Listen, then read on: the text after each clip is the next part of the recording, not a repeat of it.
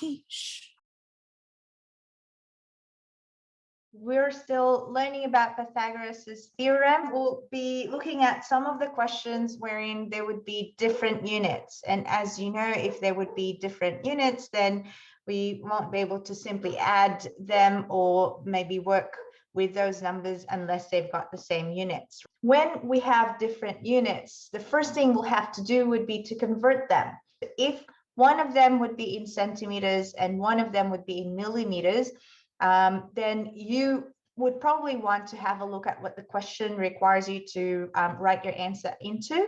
All right, so if it asks you to write it into millimeters, then write it into millimeters. If it's in centimeters, then it's in centimeters. If it's not, then maybe you can use 2 against 1. If 2 of them would be in centimeters, 1 would be in millimeters, then it makes sense that you convert the millimeters one into centimeters. Okay, there are 10 millimeters in 1 centimeter, and 100 century would be 100, right? And therefore there would be 100 centimeters in a meter, right? And of course, when you have a kilometer, right, that means you would have 1,000 meters. These are our conversion factors. So it's either you times or you multiply, okay? So when you have millimeters to centimeters, then you would have to divide that by 10. If it's from centimeters to meters, then you have to divide that by 100, okay? Now, the question would be, if it's from millimeters to meters, what do you do? If you're converting from millimeters to meters, then you would have to do those 2 jumps, right? And the first one would be for you to divide by 10 and then divide by 100. Or you can also do it at once when you divide by 1,000. Okay, so that would be just the same. Okay, but if you get confused, you can always refer to this diagram here. What I suggest you to do before you actually start with the lesson is write this diagram down into your book and then highlight that to say that that's the conversion table that you will have to use for this lesson. Okay, so just like with question 6 here, one of them would be in centimeters and one is in meters. Okay, so it says there the hypotenuse and one other side of a right angle triangle are 450 centimeters and 3.4 meters respectively. What does it mean when you say respectively? Huh? Respectively, respective to the order of what was mentioned in the sentence. Okay, so you would have the hypotenuse first and then the other side. The other side means your shorter side or your leg, right? So the hypotenuse there would be 450 centimeters. And then the other leg, the other side or the shorter side would be 3.4 meters. Okay. Now it says there, find the length of the third side in centimeters correct to nearest whole number.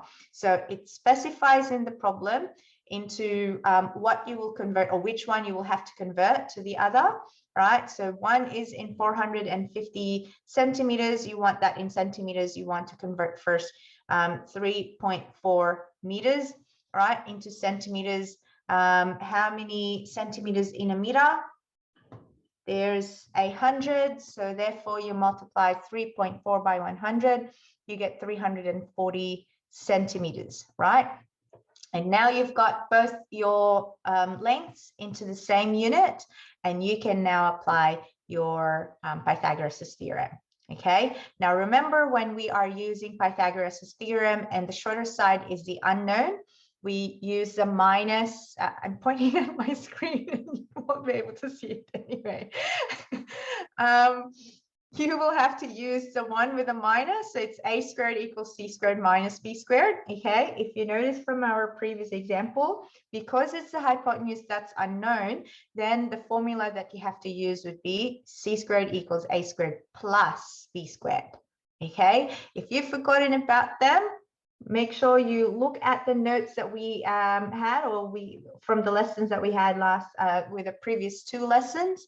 Okay, if not, we've got our Zoom recordings or even you will find for each of the lessons some of those video links that I would recommend you watch before you attempt the questions. Okay, I was talking fast because I know we've got very limited time today, but I'll be putting the recording of this video onto our live document so you would be able to access them.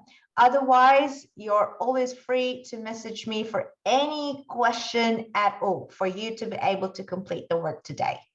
Okay, and then I will see you tomorrow, periods 1 and 2, for problem solving with Pythagoras Theorem. Okay, thank you all. See you tomorrow. Stay well, stay awesome. Bye. Bye. Come on, Rocky, let's go.